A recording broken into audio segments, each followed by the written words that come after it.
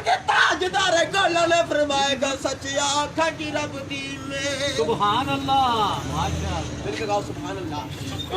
شان آنکھاں جس شان تو شان سب بڑیا بسم اللہ الرحمن الرحیم۔ تاجدار گولڑا حضرت پیر مہر علی شاہ رحمہ اللہ نے ایسی شہرا آفاق نعت لکھی ہے کہ جسے پڑھنے والا اس کے سحر میں مبتلا ہو جاتا ہے۔ نعت کی اجمالی کہانی ہم آپ کے سامنے اپنی ایک دوسری ویڈیو میں رکھ چکے ہیں۔ بے مثال نعت کو جتنی بار سنا جاتا ہے اتنی بار ہی سننے کو دل کرتا ہے۔ یہ غالباً گولڑا کا ایک بازار ہے۔ نوجوان شخص جو حالات کا مارا ہوا معلوم ہوتا ہے بڑے ہی پیارے انداز میں رسول اللہ صلی اللہ علیہ وسلم کی منقبت بیان کر رہا ہے اور ساتھ ہی ساتھ پیر مہر علی شاہ رحمہ اللہ کی لکھی ہوئی اس نعت کو بھی محسوس انداز میں پڑھ کر لوگوں کو بتا رہا ہے کہ پیر صاحب نے کیا فرمایا تھا۔ یہ ہندوستان اور پاکستان کے خطیبوں کا مخصوص سٹائل ہے جسے اس نے کاپی کیا ہوا ہے۔ اس کی باتوں کو غور سے سنیے، یقیناً آپ ان سے محظوظ ہوں گے۔ اللہ رب العزت کی ذات اس نوجوان کی پریشانیوں کو دور فرمائے۔ اللہ رب العزت کی ذات پیر صاحب کے درجات کو بلند فرمائے۔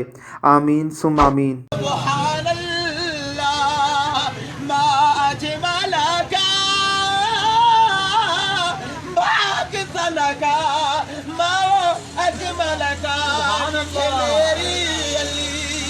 کتھے میری علی کتھے تیری سنا کستا ککھیاں کتھے جاڑیاں ماشاءاللہ ماشاءاللہ اللہ تعالیٰ کو اللہ نے فرمایا گا کتھے میری علی کتھے تیری سنا کستا ککھیاں کتھے جاڑیاں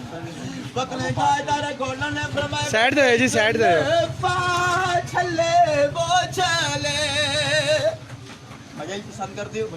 جنہوں پاس صلی اللہ علیہ وسلم کا ماجہ یعنی کا خوشی کا ماجہ ہے اور کملی والا نے فرمایا گا کوئی فلفا چھلے وہ چلے سارا جگ بہت سارا پر میرے مدنی تو تھلے وہ چلے سارا جگ بہت سارا پر میرے مدنی تو تھلے وہ تھلے ماشاءاللہ کملی والے نے فرمایا تھا کوئی درجن ڈبی جاندہ عرشت دمبے پھیگی آیا ساری باری نبی جاندہ آیا ساری باری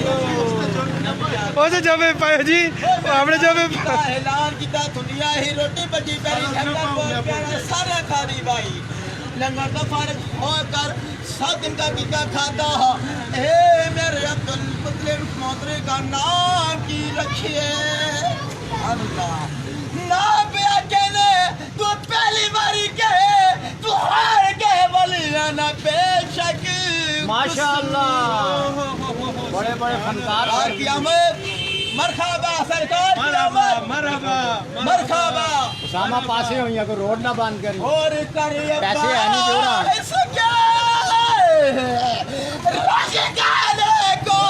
نہ دے جب میں کہتی ہوں اس کے